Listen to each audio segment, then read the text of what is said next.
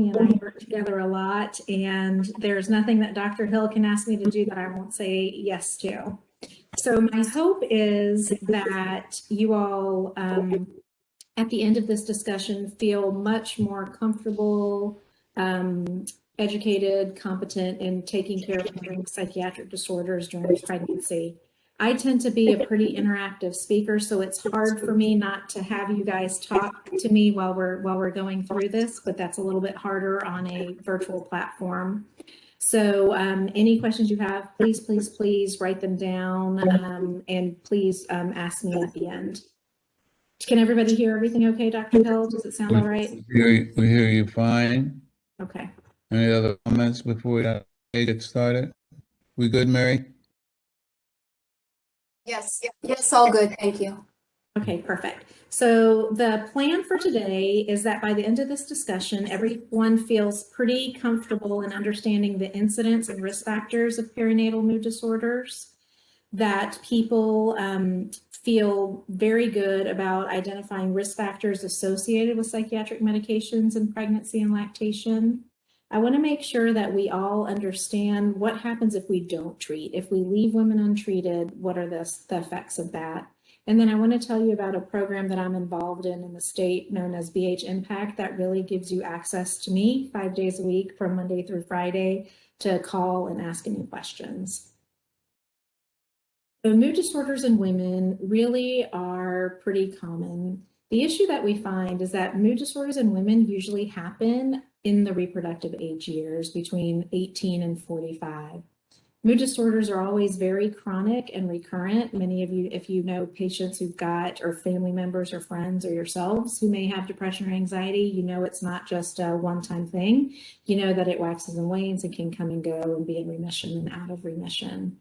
So when you couple the fact that mood disorders typically happen in the reproductive years and that they're recurrent, it's not a surprise that women may find themselves pregnant with a psychiatric disorder that's undertreated or untreated. You couple that with the fact that at least half of all pregnancies in the US are unplanned, and then you can see how there are times when women are find themselves pregnant, may or may not have access to a psychiatrist, may or may not be able to get in with their doctor. Their doctor may not feel comfortable in knowing what to do with their medications. And so it leaves this big sort of untreated time period and population of patients. Now, additionally, sometimes people are on medications that may or may not be teratogenic. And then if we have these unplanned pregnancies and a woman finds out she's pregnant and wasn't on contraception, then we also have to worry about, are there any sequelae in the baby? And so I think if we sort of try to figure out why are people so worried about pregnant women with psychiatric disorders and why are doctors many times afraid of treating them, I think it's sort of a combination of all of that. When we talk about mood disorders in pregnancy, what does it really do? Is it just that that we are concerned about the depression or anxiety, or are there other things? So in fact, there's lots of other things that depression or anxiety in pregnancy can actually lead to. So women who are depressed and untreated are more likely to receive limited prenatal care because they don't feel well and they don't have the energy motivation to go to clinic. They're more likely to have gestational hypertension or preeclampsia, hypertensive disorders of pregnancy, more likely to have placental abnormalities. Their babies are more likely to be low birth weight. They're more likely to go into preterm labor, and they're more likely to have substance exposure. And so some of this is because there's some dual diagnosis of substance and psychiatric disorders, but a lot of it is also that sometimes women turn to substances to help deal with the depression that they're having in a self-treatment model. So what about the postpartum period? So those are all possible risks associated with pregnancy, but what about risks in the postpartum period? Well, women who are significantly depressed or anxious at the time of delivery are much less likely to be able to bond well with their baby. And so that baby ends up being much more likely to have attachment disorders. Those babies also don't socialize well. And because the moms aren't able to respond to cues, are less interactive because they're feeling so badly, these children are more likely to have learning disabilities as they grow up, and also more likely to have behavioral disorders such as conduct disorder, oppositional defiant disorder, ADHD. So how common is it? How much do we really have to worry about it? Well, I really quote, and depending on what you read in the literature, some people say 10%. I say up to 20% of women have mood disorders in pregnancy, including both depression and anxiety. And women who discontinue their medications because they're pregnant are 5 times more likely to relapse compared to women who continue treatment. Women who are untreated with depression, while they're pregnant, 50 to 60% of them, they have an increased risk of having postpartum depression as well. And the most concerning of all is there's a 15% increased risk of suicidality in patients who have depression in the postpartum period. So when we look at depression specifically in pregnancy, I've sort of separated it out in pregnancy and then in the postpartum period, because some of us may come across patients at different periods. I know that we mentioned that there's some pediatricians on the discussion as well. And so the pediatricians may come across these moms only postpartum. ACOG, the American College of OBGYN, has done a very nice job in really making depression, perinatal depression, a area of interest and something that they really wanted to educate OBGYNs about. And so ACOG developed posters, they did committee opinions, practice bulletins, and really did a lot of outreach sharing that their thing is 1 in 7 women may have perinatal depression. And they recommend that all women be screened at least once during the perinatal period. So what does that mean? So it could be that they are all screened at OB registration. It could be that they're not screened till postpartum period. In my perfect world, if everything were perfect and if OBGYNs had tons of time, or midwives had tons of time to spend with screening, we would really screen women once a trimester and then again in the postpartum period. Now, I'm a realist. I do this for a living myself, so I understand that there's a lot of stuff to go over. A lot of times we're overbooked in clinic and we may not be able to screen as much as we would like. So my second perfect world would be that we would all screen at least one during pregnancy and then again in the postpartum period. So how common is it really? So I like to use this again with the medical students a lot. So, we're a tertiary care center. We've got lots of high-risk OB clinics. Dr. Hill's a maternal fetal medicine specialist. And so we have these entire high-risk OB clinics surrounded around gestational diabetes or hypertensive disorders of pregnancy. And when we really look at the prevalence of gestational diabetes or hypertensive disorders, they're significantly less than that of depression. Yet we don't even screen for depression many times, despite the fact that, we check people's blood pressure every time and we test them for diabetes in their pregnancy. So this is a disease that is way more common than other medical disorders that we see in pregnancy, yet we don't really even many times think about it or address it. So ACOG developed a committee opinion that really shared that what we said earlier, that screening should really happen at least once in pregnancy, and again, preferably each trimester. Now, what do we use to screen? There are lots of different options. The best options, in my opinion, are the Edinburgh Postnatal Depression Scale and the PHQ-9. I tend to use the Edinburgh Postnatal Depression Scale, but they're both very, very good. They're both available in many different languages, which is also very helpful. The Edinburgh's available in a lot more languages than the PHQ-9. Now, that being said, I try to add in a few clinical pearls as I go through. And one of my biggest clinical pearls is if you're gonna give a patient a questionnaire or a survey to fill out, and there is a safety question associated, you have to look. I don't care how busy you are in clinic. If you don't have time to score the scale itself, you must at least eyeball the safety question. because you can imagine that it's really hard for a pregnant woman or a postpartum woman to tell her doctor out loud that she's having thoughts of hurting herself or hurting her baby, but maybe she has the courage to circle it on a piece of paper. So you can imagine if the woman found the courage to circle that question on the piece of paper, and then the doctor, nurse practitioner, PA, midwife, whoever, nurse, anybody didn't take time to address that question, then she could leave there thinking, well, gosh, even my doctor doesn't care about me. Maybe I should just kill myself. So always, always, always on any survey or questionnaire that you have, if there's a safety question, make sure you at least look at that. The Edinburgh is a very, again, nice questionnaire. It's 10 questions that the patient fills out themselves. So it's something that they can do while they're waiting for you in the waiting room or in the exam room. It's pretty quick to do. It's 10 questions, and it can honestly be used by obstetricians. It could be used by the pediatricians, family practice, really anybody that sees a woman during that perinatal period, including postpartum. This is just a slide of the questions. And again, that question 10, I wanted to point out to you, thought of harming myself has occurred to me. And so if you see nothing else, look for that question 10.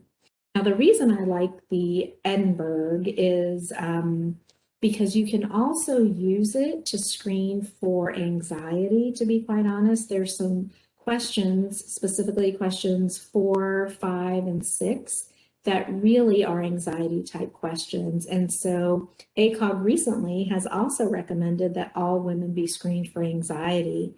And so I always like 2-for-1s. Anytime I can get a 2-for-1 with a medication or with anything else, I like that. So in a perfect world, you might use the GAD-7 to evaluate somebody or screen someone for anxiety. But, you know, if you're low on time or you're worried that the patients won't fill out 2 screens, question 4, 5, and 6, eyeballing those are a good thing. Again, the PHQ-9 is something else that works well. For me, a score of 12 or greater would make me want to look further at diagnosing depression. A score of 9 to 12 is a little borderline. Certainly, you know, greater than 15 or something should also really pique your interest. But greater than 12, I think that you should go back to your SIGI caps that you learned in your training and assess somebody for depression. And so in order to have a diagnosis of depression, patients must have at least 2 weeks where they have either a depressed mood or anhedonia, which means decreased interest, and then 4 out of the 9 SIGI caps, which, to remind everyone, was changes in sleep, loss of interest, feelings of guilt, loss of energy, changes in concentration, changes in appetite, changes in activity, either feeling psychomotor retardation or agitation, and then thoughts of death or suicide. So who's at risk for depression? You know, again, this isn't a substance abuse talk, but this is something that we have to think about across the board. You know, we try to stereotype certain patients in medicine sometimes. And so, oh, they're more likely to use drugs or alcohol. They're more likely to use opiates. They're more likely to use marijuana. They're more likely to have depression or whatnot. And that really makes you miss a lot of people, right? So it's not just low socioeconomic patients that have drug substance use disorders. You could be a lawyer, you could be a doctor, you could be a judge, you could be anybody. So similarly with depression, you want to screen everyone. But there are certain risk factors that does increase the likelihood of somebody having depression or anxiety. And those are women who are younger, who have limited social support, who have multiple children and maybe live alone. Certainly if women have had a history of depression in the past, they're more likely to have depression, a relapse or a new episode, and patients who have a family history of depression. Now, I will also tell you that in women, there are certain time periods in a woman's life where they might be more susceptible to depression. And so those are times of menstruation or menarche. Sometimes, and you can see that with PMDD. Pregnancy in the postpartum period is another time, and as is the perimenopausal period. So some women are more susceptible to the fluctuations in estrogen and progestin, and for that group of women, they're much more likely to have depression during these specific hormonal times. So if you have somebody who's got PMDD, you should let them know, and you should have a higher, sort of thought in your head that they might be more likely to get perinatal depression or postpartum depression.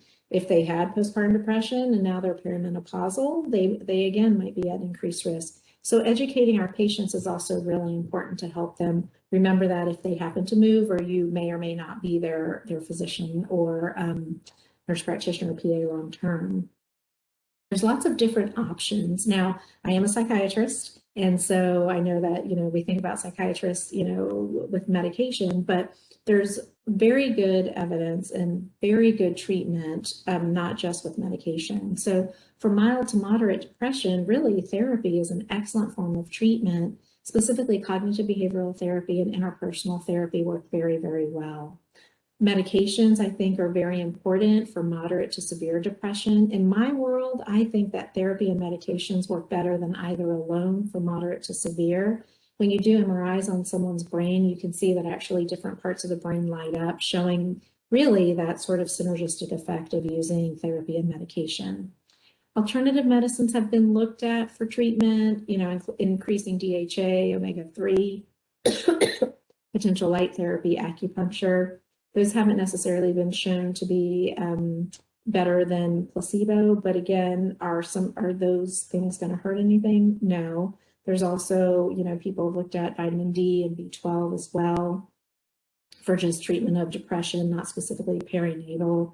And again, for some people, those may be helpful. For others, they may not be helpful enough.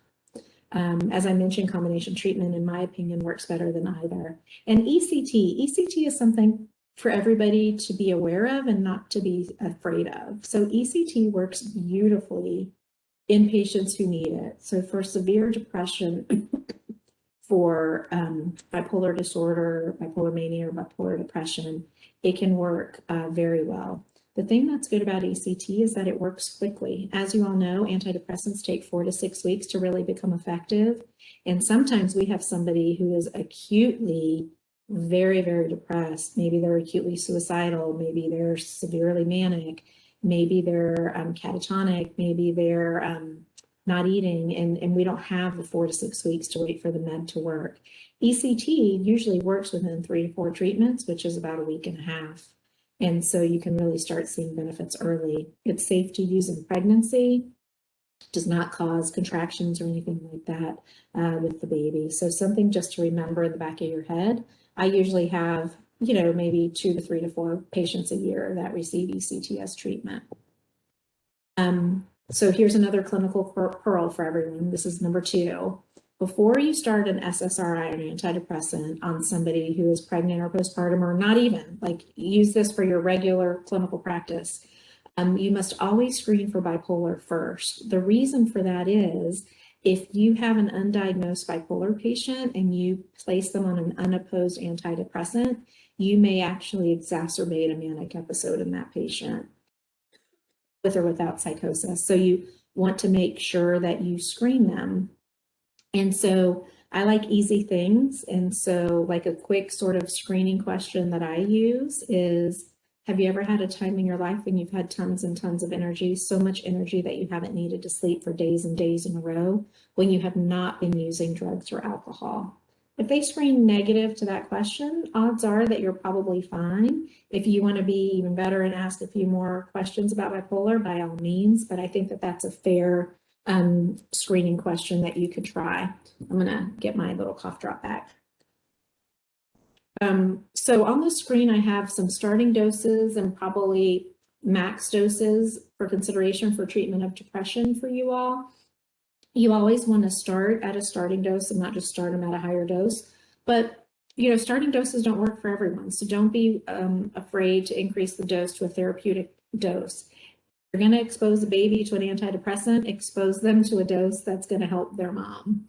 Don't just put them on some that doesn't really do anything, because then you've just got an SSRI exposure with no benefit. So that comment, what should we discuss with our patients, or what are our patients worried about when we talk about starting them on an antidepressant? So the next few slides have a lot of medical sort of mumbo jumbo, and I'm just going to go through them quickly with sort of highlights. So the main things, in my opinion, that would be appropriate to discuss with patients before starting them on an antidepressant are the risk of congenital malformations, neurobehavioral effects, neonatal adaptation syndrome, and persistent pulmonary hypertension of the neonate. So in the general population, and for these, I have references listed for you. But in general, in the general population of infants not exposed to any antidepressants in pregnancy, the rate of a congenital malformation is about 2 to 4% in the US. In babies exposed to antidepressants, the risk of a congenital malformation is 2 to 4 to 3 to 5%. So despite the fact that there are commercials on TV during the day that say, if your baby was exposed to Celexa and your baby has an omphalocele or whatever, call the law offices of whoever, they can do that. But quite frankly, there is no increased risk. And so aside from all of that, if the baby's gonna, end up with a omphalocele, heart defect, cleft lip palate, the odds of it being due to an SSRI is really non-existent, to be honest, not significant. What about neurodevelopmental sequelae like IQ or behavior? So what we know for sure, as I mentioned early on, is that babies that are exposed to moms who are depressed in the postpartum period, remember we said they're much more likely to be able to bond with the baby, attach with the baby, respond to cues, they're more likely to have behavioral issues. So what about babies exposed to antidepressants? Are they more likely to have depression and anxiety? Are they more likely to have a lower IQ? And the evidence is pretty good that no, they're not. And so most of these studies that I'm quoting are really done with the older SSRIs and TCAs. Prozac has been out the longest, so many of them include Prozac. Some of them include Zoloft as well, and TCAs, which have been around a long time. So in general, babies who are exposed to antidepressants in pregnancy should not have any sort of effect on their IQ, language development, or behavioral. So if a child ends up having depression or anxiety as they get older, or ADHD as they get older, it's more likely to have been a genetic effect and much less likely to be due to exposure in pregnancy of an antidepressant. Now, what about neonatal adaptation syndrome, otherwise known as withdrawal syndrome? If my baby is exposed to an antidepressant and I give birth to that baby, is my baby going to withdraw? So actually for this, I do quote up to a 30% or 3 out of 10 babies may have a neonatal adaptation syndrome. So what is that? So neonatal adaptation syndrome, a constellation of symptoms that look like jitteriness, maybe hypoglycemia, maybe hypothermia. The baby may have some decreased tone, irritability, maybe problems feeding. The thing to know about this is that those symptoms are always gone by day 1 to 3 to 1 to 5 of life. And so what I say to moms is, I can't make this decision for you, right? So you have to decide yourself, are you able or willing to deal with a baby that's going to be fussier, maybe jitterier, problems feeding, problems tone for a few days when it's born, knowing that your mood is stable so that you can bond with, attach with the baby? Or are you too concerned about that and you don't want to be on medication? Again, I can't make that decision for her. In the past, a long time ago, we had tried for a period of time to have women come off of their antidepressant in the 3rd trimester when we learned about this neonatal adaptation syndrome. And what ended up happening was all these women relapsed right before they delivered. So it was terrible for them. So then all those risks that we had tried to avoid were right there. And then we, had to work really hard to get them, better during the postpartum period. So again, I usually tell women that up to 3 out of 10 or 30% of babies may have this constellation of symptoms. Finally, persistent pulmonary hypertension of the neonate. So this obviously can be pretty devastating to a baby. Luckily, it is very, very rare. In the general population not exposed to any antidepressants, the risk of persistent pulmonary hypertension of the neonate is about 1 to 2 out of 1,000 babies. There are two really, really good studies. There's a lot of studies on this in SSI exposed babies, but two really, really good ones. One of the older ones showed that maybe up to 12 out of 1,000 may have an effect.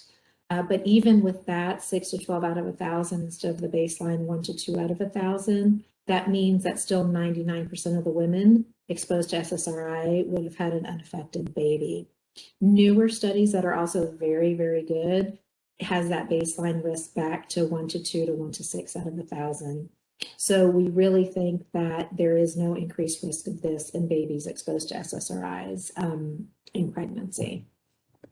Now, you see that I did not make any comments about autism and SSRIs or any of that because there's really no evidence to show that antidepressants increase the risk of autism. Now we're going to switch over to the postpartum period. And, you know, I used to get to watch a lot of TV. Now I watch a lot of Hallmark TV. And I'll tell you, you know, I'm not necessarily one to follow lots of actresses on TV or any of the social media stuff. But to be honest, these women who shared their story really made a huge impact. So I remember long ago when I was a psychiatry resident, you know, no one talked about ever seeing a therapist or psychiatrist, especially if they were pregnant and postpartum. And then all these actresses started coming out and sharing their story. And for a period of time, it was almost cool to have a therapist or to have postpartum depression. Or, you know, I'm not saying it's cool to have postpartum depression, but to be honest about it, to talk about it, because these actresses were talking about it too. So they really sort of made it okay and normalized it. And so I'm super grateful. Many of you have probably heard about, especially with the next, I don't want to say it wrong, Dr. Hill, 1,000 days? Yes, first 1,000 days. Perfect. So we're all aware of the fourth trimester. We're going to think about and focus on that next. So again, here ACOG really stepped up to the plate, and they looked at the optimizing postpartum care and really looked at it as a fourth trimester. And in their committee opinion, they shared that women should have a full assessment of their emotional well-being. Even A1 includes thoughts of hurting yourself as something important to get care for in the postpartum period. So major organizations are really looking at that postpartum period and what we can do to intervene with women. So what I'd like to do for this section is present some cases. And again, I wish we were in person so we could have this more interactive. But this is case one. I just had a baby, but I felt terrible. All I could do was cry. I wanted to hold and be with her, but I was exhausted and moody. This lasted for a few days and then it got better. I was finally able to enjoy my daughter. And this is a new mom at postpartum day 10. And so hopefully of you have guessed or realized that this is postpartum blues.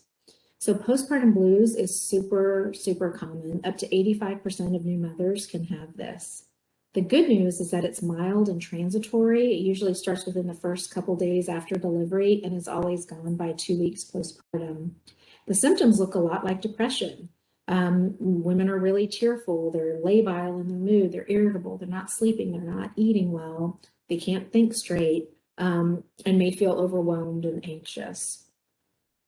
Risk factors for postpartum blues are just being pregnant, but also women who have a history of depression or PMDD may be more likely.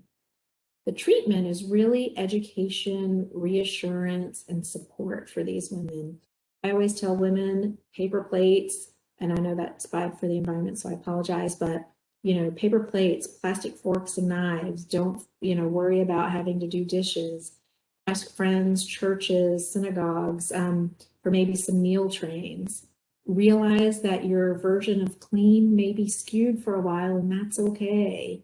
Wearing dirty laundry is okay. And just giving them that reassurance. Involving their family, significant others is also important. Letting them know to sleep when they can, and having family members help with the baby at night to help them get sleep. Honestly, without question for all of this, sleep is the most important thing. If we can help women get sleep at night, that in itself will really improve someone's mood. Now, what about this case? Really didn't want to live anymore after she was born. Simply seeing a window was enough to prompt me to think, I just want to leap out. But then the rational side of me would say, you're on the 4th floor, you'll get broken to bits, and then you'll be even worse. This is actually an excerpt from Brooke Shields. Many of you might be a little bit more older, whatever word you want to use for that, may remember that she wrote a book sort of sharing her experience with postpartum depression. So this is an example for postpartum depression. Again, similar to perinatal depression, up to 20% of women will have this. Risk factors here again, if they've had postpartum depression before, they're much more likely to get it. And so if, let's say they do fine in pregnancy, but have had significant postpartum depression in the past, maybe right after they deliver, you start them on an antidepressant prophylactically to help decrease the risk of getting it in a subsequent pregnancy. Obviously, if they were depressed during pregnancy, they're much more likely to have a relapse in the postpartum period. If there's a personal family history, if they have stressors, again, I work in a tertiary care hospital many times. We have moms that got babies with congenital malformation that have heart defects that need surgery. Maybe they had a traumatic birth. Maybe they ended up with an accreta and have a hysterectomy that was unexpected. Maybe they got severe pre-E. Maybe they had a non-reassuring heart tracing and ended up with a stat C-section. All of these stressors can really increase the risk of somebody having postpartum depression and or anxiety and or PTSD. The other thing to really sort of remember and think about is partner depression. We are seeing that more and more, but Mass General is actually doing studies on partner depression. So all these things are important as risk factors. Again, remember the symptoms here usually begin 2 to 4 weeks postpartum. Can they begin in the perinatal period? Yes. Can they begin in the first couple weeks? Yes. Typically, the symptoms must last at least 2 weeks in duration. The thing, and we'll talk about this at the end, children of depressed moms really have much more difficulty with emotional regulation, low self-esteem, behavior, and again, it's related to poor bonding, poor attachment, poor modeling behaviors. What about this case?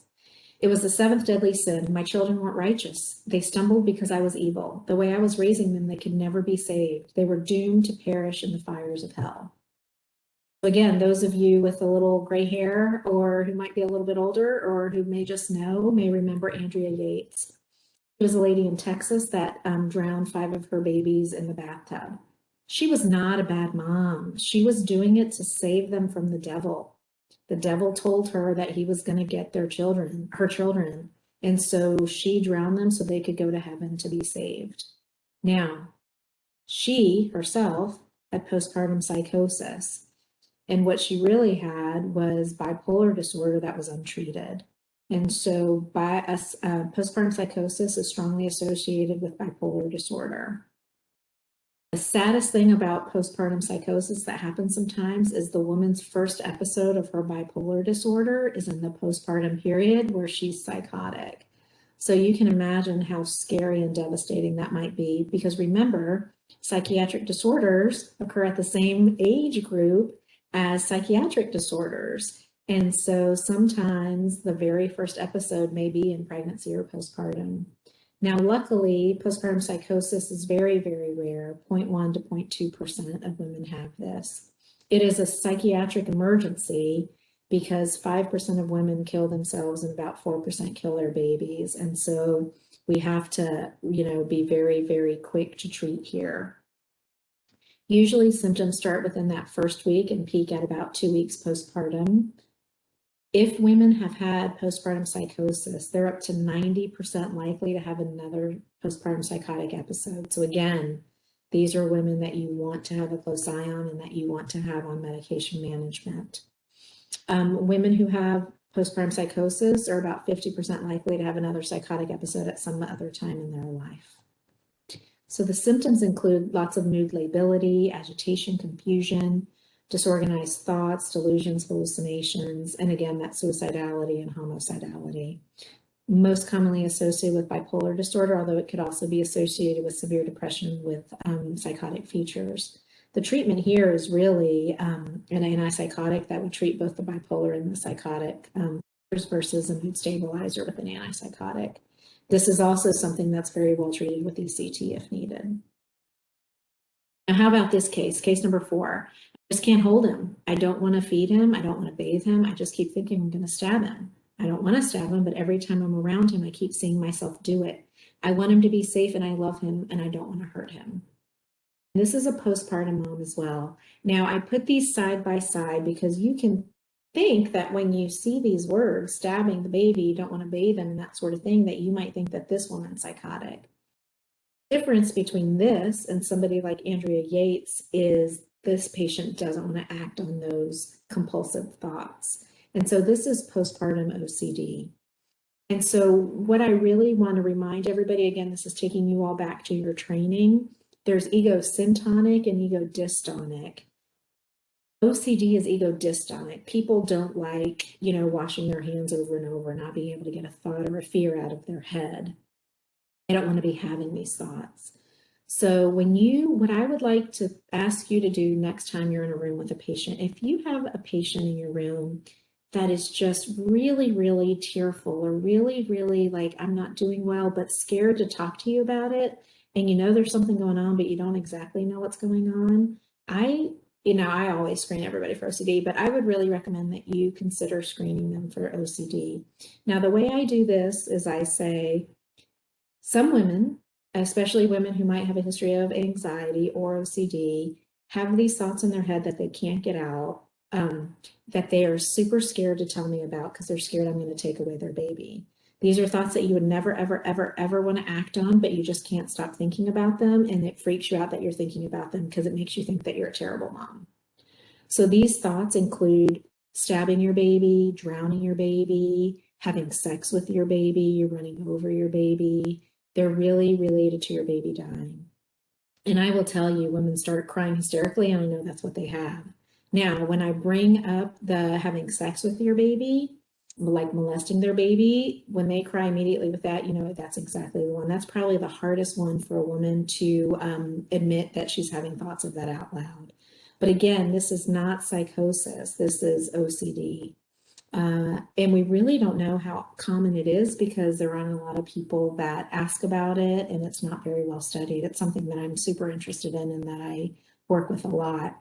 So up to 10 to 40% of women may report this. And this is another thing similar to anxiety. Sometimes OCD symptoms get better, sometimes get worse, and other times they stay the same. The treatment options for depression in the postpartum period are exactly the same options that we talked about before, including therapy, medication management.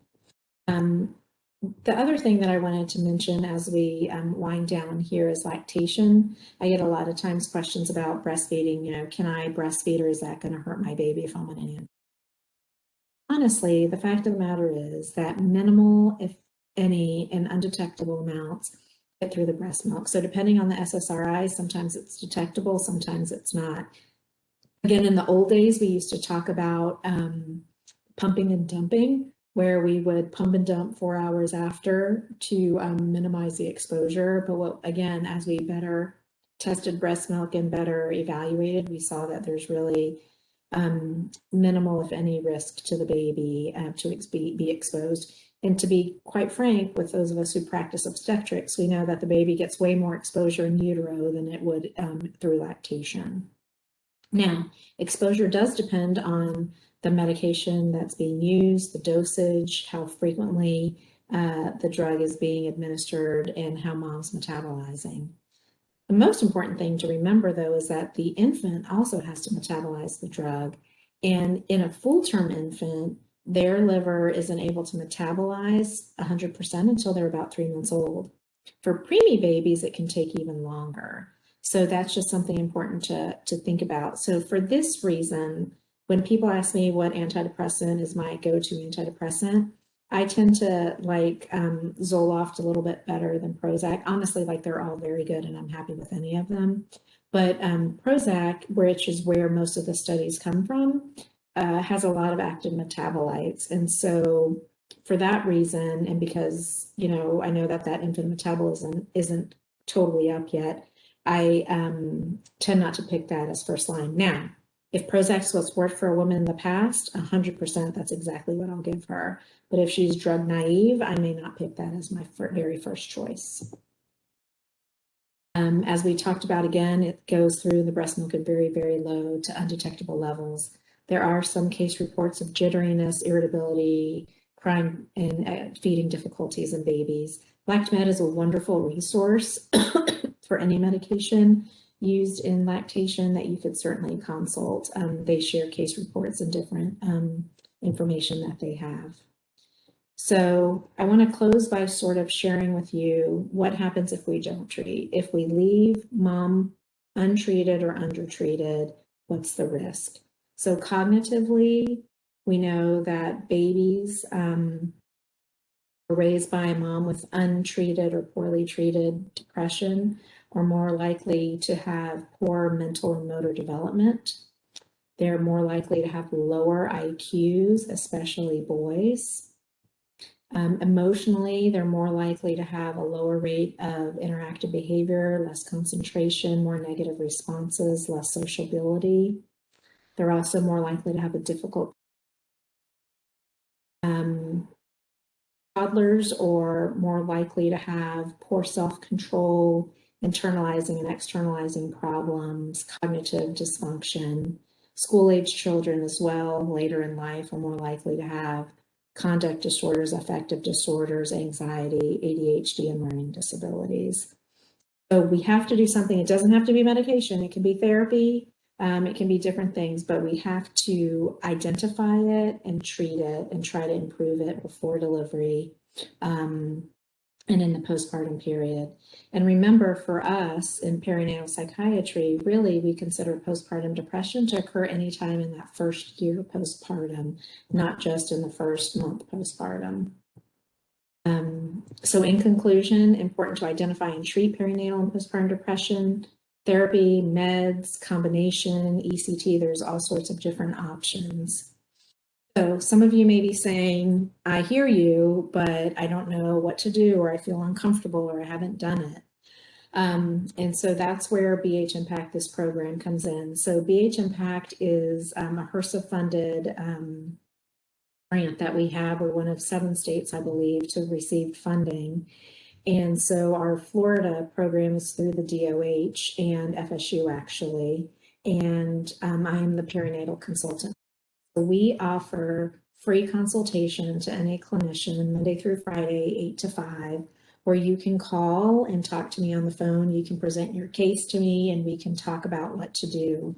Now, you may say, again, I'm not going to give meds, or the patient doesn't want meds, or I don't think they need them. We also have a resource and referral arm. So if you need to know where you can get your patient therapy, then we can help you with that as well. We keep an updated list, like they update it, I think, every month, based on what insurance the providers accept. And so you can say that I only know Gainesville zip code. So, my patient lives in zip code 32607 and she's got Medicaid, Sunshine Medicaid. And so Amandla, who is our resource and referral person, can look up who in my zip code or the patient's zip code takes Medicaid Sunshine and give you that name and information. And again, as you all know, this information changes very frequently, and so they do keep that up. For those of you who are therapists on the line and would like to make sure that your information is included, you can also call this consult line, tell them that you heard about BH Impact through this talk, and ask Amandla to include you on that. The more names of therapists that we have, the more services that we'll be able to refer patients for, which is exactly what we want to do. So really, the purpose of BH Impact, help clinicians learn how to screen patients. We offer training and support for your clinics. Again, you've got access to me. We can come and train your nursing staff. We can help you with the IT stuff associated with it, really whatever you need, and certainly help you with community. So we'll teach you how to do screening tools, again, give you access to these comprehensive referral services. And you don't have to pay for any of it. It's really paid for through the HRSA grant that we have. Feel free to, access the line. Excuse me. Heather Flynn is the head of the BH Impact program. She's a therapist, a psychologist at FSU. Anja Legan is the person that helps with the resource and referral. And I do the so with that, I will stop talking, and hopefully you all have some questions. I would love to hear from you, and we can go over that. And I don't know anyone how to stop sharing. Oh, I figured it out. I see it. oh, okay. And I was just gonna say, if anyone on the call has questions, just make sure you unmute yourselves first, because everyone has been muted. So, but you all have rights to unmute yourselves. So. I'll start by thanking Kay, I'm sure after a very busy day, for a very comprehensive discussion. This lecture will be recorded and available. Questions, comments? Very nice, Kay. Hi, I have a question. I just wanted to say thank you so much for your lecture. I really appreciated that you gave us examples on how to reassure new mothers who have postpartum blues. And you mentioned a few times therapies such as CBT. I was wondering if you can talk to us a little bit about what these sessions look like, just so that we can, educate our patients on what these sessions are like. That's a great question. Thank you for asking it. So it's CBT, cognitive behavioral therapy, is really meant to sort of address cognitive distortions. So sort of negative thoughts. Now, depending on who the therapist is and depending how they were trained, the therapy may look somewhat different for that. Now, when we look at CBT or exposure therapy for OCD, it looks very specific. So in that arena, I always sort of warn patients about what the therapy is going to be like. So for example, if I have a patient who has thoughts of stabbing her baby, so she won't put the baby in the kitchen with her because she keeps seeing herself stab the baby. So part of the therapy, and the thing that's really good about good CBT exposure therapists is that they will incorporate the baby in the therapy. And so first, the mom will sort of have to envision having the baby in the kitchen with her. Then she's got to have, and they can do it obviously in the therapy session. So the mom will be in a room with the baby and a knife. Then the mom will be in the room with the baby next to the knife. Then the mom will hold the knife over the baby and show herself that she's not going to stab it. Germs is a really good one. I have a friend who was a patient as well when she was pregnant. She totally fine in pregnancy, nothing, and postpartum visit, fine. Then she called me one day and she's like, "Okay, I need to see you. Something's not right." And so I initially evaluated, and she was talking a lot of depressive symptoms. And so we started an antidepressant, and then I saw her back in a week, and she just was, again, not looking right. And so she was a physical therapist, and she just started crying. She's like, "I can't go back to work. I'm so scared. I know I've got HIV. I know I've got it. I know it's in my house from my shoes." And I was like, whoa, okay. So we sort of explored that, and she really just had a serious germ phobia. And so OCD, germs was one of the things I didn't mention before, but it's a very, very, very, very, very common one. So we got her into therapy. And so part of her therapy included eating off the floor, feeding her baby food off the floor, going to the hospital and sticking her head, because she worked in the hospital, sticking her hand in red bins and then having to lick her hand, super gross stuff. Not kidding. But the really good therapists won't have you do anything that they won't do themselves. And I remember her coming back, and I never wear my lab coat, but this particular day it was cold. And so I had my lab coat on, and I had my little badge on the lab coat. And earlier on, she wouldn't really let anybody hold the baby because, again, she was worried about germs. So she came in and, I was like, oh my gosh, let me see the baby. So she let me hold the baby and I thought, oh, this is awesome. And then the baby stuck my name badge in their mouth. And I honestly thought I was going to die because it's a good friend of mine. And I knew that she had germophobia and I almost literally died. And she just started laughing. She's like, he eats off the floor. She's like, my hand was in a red bin. That's nothing. And so it just really shows you, it's really great therapy. But it's hard therapy and it's very anxiety provoking. The thought of exposure therapy, which is a subset of CBT, is to increase that anxiety and keep them at that anxiety so that anxiety abates. So they keep you at a high anxiety, progressively till your body just sort of gets used to it and it kind of comes down. Now CBT itself again, sort of addressing negative thoughts. Again, depending on who the therapist is, how they do it. Coping mechanisms is another thing that they can work with on patients. That'll also be helpful. I hope that helped a little bit. Yeah, that helped a lot. Thank you. I just have one more follow-up question, if you don't Sure. mind. As you know, a lot of new mothers have difficulty adjusting after pregnancy, and this can cause them to feel really overwhelmed, which may lead to depression. I was wondering, are your patients really good about follow-up, or do you feel like there's a high rate in loss of follow-up because they're so overwhelmed? That's another great question. I'll tell you, sort of, looking back at COVID and was there any positives that came out of COVID? I think one of the positives was telehealth. So you're right in that it is overwhelming to think about getting a baby packed up, remembering formula or breast milk or a toy or whatever. What if the baby's going to cry the whole way there? Or, what if I mess up the baby's sleep cycle and all this stuff? And so I do feel like potential, and I have no proof of this, but I do feel honestly that follow-up has been a bit better with telehealth because it's easier for moms. They don't have to do all of those sort of stressful events and still are able to get their help.